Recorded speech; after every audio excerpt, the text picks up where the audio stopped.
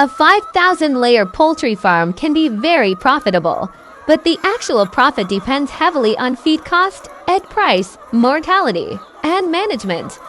Let's break it down realistically using current Nigerian conditions. See caption for more.